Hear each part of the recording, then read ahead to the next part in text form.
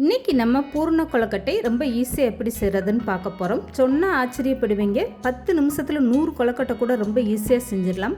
கைவலிக்க நீங்கள் மாவு பிசைய வேண்டாம். இந்த கொழுக்கட்டை செய்கிறதுக்கு அச்சு எதுவுமே தேவையில்லைங்க. அவ்வளோ ஒரு ஈஸியாக செஞ்சு முடிச்சிடலாம்.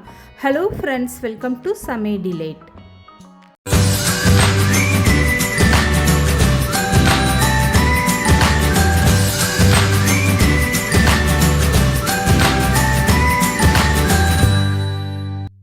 இப்போ இந்த பூர்ண கொழுக்கட்டை செய்கிறதுக்காக ஃபஸ்ட்டு பூர்ணம் தயார் பண்ணிடலாம். இதுக்காக நான் பாசிப்பருப்பு பயன்படுத்தியிருக்கேன். 1/4 கப் அளவுக்கு பாசிப்பருப்புனா 1/2 கப் அளவுக்கு தண்ணி சேர்த்துட்டு குக்கரில் 2லேருந்து 3 விசில் வச்சு எடுத்துக்கோங்க.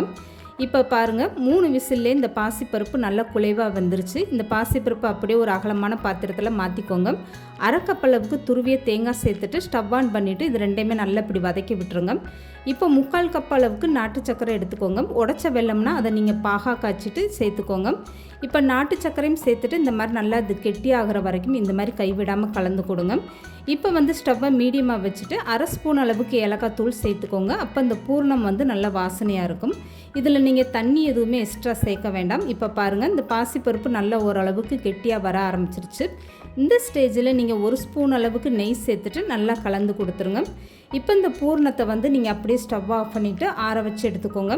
ஆறுனதுக்கப்புறம் பார்த்தீங்கன்னா இந்த பாசிப்பருப்பு எல்லாமே சேர்ந்து நல்லா கெட்டியாக ஆரம்பிச்சிடும். இப்போ கொழுக்கட்டைக்கான மேல் மாவு தயார் பண்ணிடலாம். இதுக்காக 1 கப் அளவுக்கு அரிசி மாவு நான் எடுத்திருக்கேன். இதில் 1/4 ஸ்பூன் அளவுக்கு உப்பு சேர்த்துக்கோங்க. உப்பு சேர்த்ததுக்கப்புறமா 1 ஸ்பூன் வச்சு இந்த மாதிரி நல்லா கலந்து கொடுத்துருங்க. இதுக்கப்புறமா 1 கிளாஸ் அளவுக்கு நல்லா தண்ணியை சுட வச்சுட்டு அந்த தண்ணியை கொஞ்சம் கொஞ்சமாக சேர்த்துட்டு 1 ஸ்பூன் வச்சே கலந்து கொடுத்துருங்க. தண்ணி ரொம்ப கொதிக்க வேண்டாம். பச்சை தண்ணி சேர்த்திங்கன்னா கொழுக்கட்டை சாஃப்டாக வராது. அதனால் இந்த மாதிரி நல்லா ஆவி வர வரைக்கும் சுட வச்சுட்டு அந்த சூடான தண்ணியை கொஞ்சம் கொஞ்சமாக சேர்த்துக்கோங்க. இப்போ மாவு எப்பவும் போல் நம்ம கெட்டியாக பிசையாமல் இந்த மாதிரி கொஞ்சம் தளர்வாகவே பிசைஞ்சுக்கோங்க. இப்போ நான் மாவு பிசைஞ்சிட்டு எடுத்து காட்டுறேன் பாருங்கள். கையில் தொடும்போது எந்த அளவுக்கு மாவு கொஞ்சம் தளர்வாக இருக்குன்னு.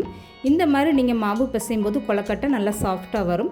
இப்போ இந்த கொழுக்கட்டை செய்கிறதுக்காக நான் அச்சு எதுவுமே பயன்படுத்தாமல் இந்த மாதிரி வாழை இலையை சின்னதாக கட் பண்ணி எடுத்திருக்கேன். இப்போ இந்த இலையில் 1 சொட்டளவுக்கு நெய் சேர்த்துக்கோங்க. இதை இந்த இலையில் நல்லா இப்படி பரப்பி விட்டுருங்க. இதுக்கப்புறமா ரெடி பண்ணி வச்சுருக்க மாவுலேருந்து கொஞ்சமாக உருண்டையாக எடுத்துகிட்டு நடுவில் வச்சு இந்த மாதிரி கைனாலே நல்லா அகலப்படுத்திடுங்க. மாவு இந்த அளவுக்கு நல்லா தளர்வாக இருந்தால் தான் வாழை இலையில் வச்சு உங்களுக்கு தட்டுறதுக்கு ரொம்ப ஈஸியாக இருக்கும். எந்த அளவுக்கு நல்லா லேசாக தட்ட முடியுமோ அந்த அளவுக்கு நல்லா லேசாக இப்படி ரவுண்டாக தட்டிக்கோங்க. இப்போ இதுக்கு நடுவில் உங்களுக்கு பூர்ணம் எந்த அளவுக்கு தேவையோ அதுக்கேற்ற மாதிரி நீங்கள் பூர்ணம் வச்சுட்டு இந்த இலையை அப்படியே 2ஆக மடிச்சிருங்க. இந்த மாதிரி நீங்கள் கொழுக்கட்டை செஞ்சிங்கன்னா 10 நிமிஷத்தில் 100 கொழுக்கட்டை கூட ரொம்ப ஈஸியாக செஞ்சு முடிச்சிடலாம். கை வலிக்க இனிமேல் நீங்கள் மாவு பிசையவே வேண்டாம்.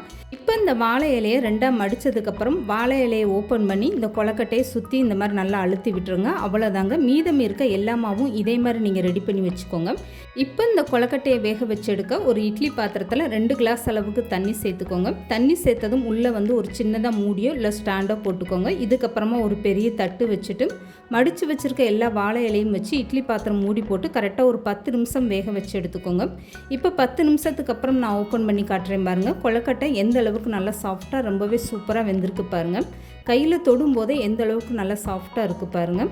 இந்த மாதிரி ஈஸியாக நீங்கள் கொழுக்கட்டை செஞ்சு பாருங்கள். இனிமேல் கை வலிக்க நீங்கள் மாவு பிசைய வேண்டாம். மணிக்கணக்கில் இந்த கொழுக்கட்டையை நீங்கள் மடிச்சுட்டு இருக்க வேண்டாம். வீட்டில் ஒரு வாழை இலை இருந்தால் போதுங்க. ரொம்ப ஈஸியாக இந்த மாதிரி கொழுக்கட்டை செஞ்சு முடிச்சிடலாம். இந்த பூர்ண கொழுக்கட்டை எவ்வளோ நேரம் ஆனாலுமே விரிசல் விழுகாமல் சாப்பிட்றதுக்கு நல்லா சாஃப்டாக அருமையான டேஸ்ட்டாக இருக்கும்.